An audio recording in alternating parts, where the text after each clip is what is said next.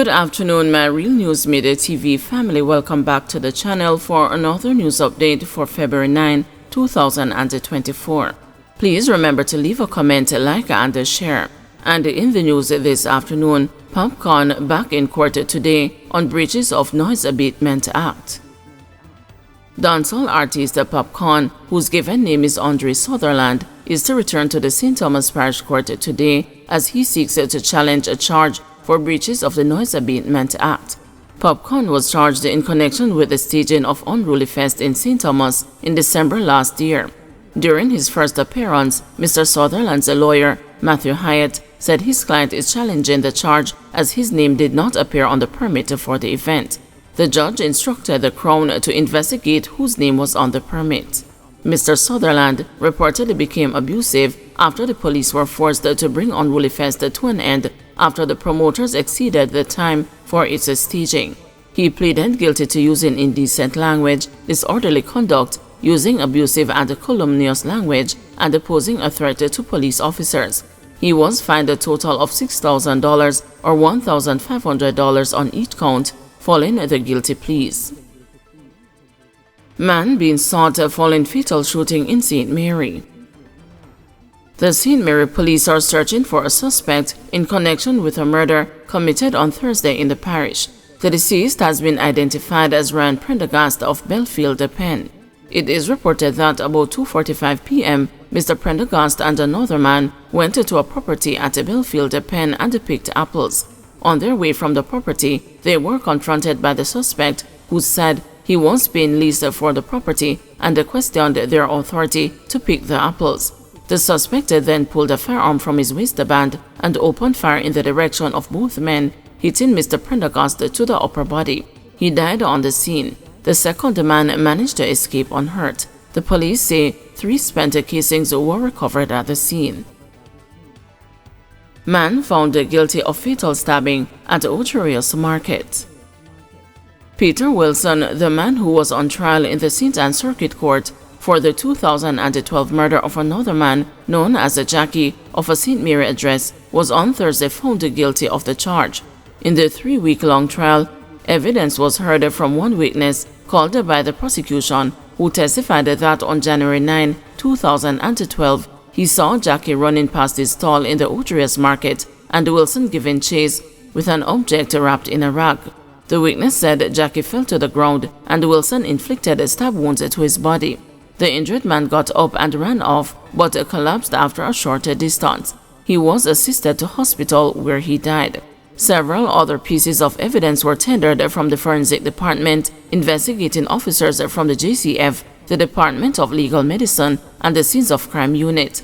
The case was summed up by trial judge Justice Andrea Pettigrew Collins and handed over to the 7-member panel of jurors, who deliberated for just over 30 minutes and returned a guilty verdict. Mr. Wilson will be sentenced next week. Police Commissioner Anderson, NYPD Deputy Commissioner pushback against the U.S. travel warning. Commissioner of Police Major General Anthony Anderson says he's surprised at the recent travel advisory issued by the United States, cautioning its citizens against travel to Jamaica due to crime, despite a reduction in serious crimes in the country. The U.S. Department of State has issued a Level 3 travel advisory for tourists to reconsider travel, which is just 1 level short of the most severe warning to Americans, advising against the travel altogether. General Anderson says Jamaica has a low rate of crimes against the tourists and is therefore safe for visitors. I think it's important that, especially, we have a large diaspora in New York. I understand about 1 million Jamaicans are in New York. That's a large population, and we don't want them scared about coming home either. We had 3 million Americans visit Jamaica last year. We had 5 homicides in that 3 million visitors, of which the police have cleared up 3 of them so far. None of them occurred within our tourist areas, and all of them are both Jamaican and US citizens. And these took place largely outside of anywhere that you would be visiting as a tourist to the country. At the same time, Deputy Commissioner in the New York Police Department, Tariq Shepard, also pushed back against the recent travel advisory from the U.S. State Department. He believes that the advisory is giving a perception and igniting fear that it is unsafe for tourists to visit Jamaica, despite the country having very beautiful and safe areas for visitors. What was striking to me is that perception is an issue that we share that problem, and that you have a very safe area for tourists, a very beautiful area for tourists, and yet misinformation can come out and be interpreted the wrong way and put people in fear. And we deal with some of that in New York City as well. And so we have to share ideas on how to combat that and make sure that people know the right information and that people feel safe.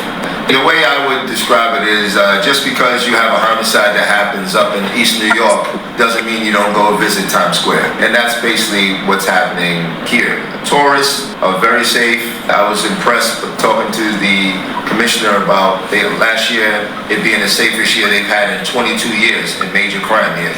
And so that's just a tremendous accomplishment, and for people to be misled by this sort of alert that came out, the safest year in 22 years is a major accomplishment for any law enforcement agency, and so just very impressed with the police down here.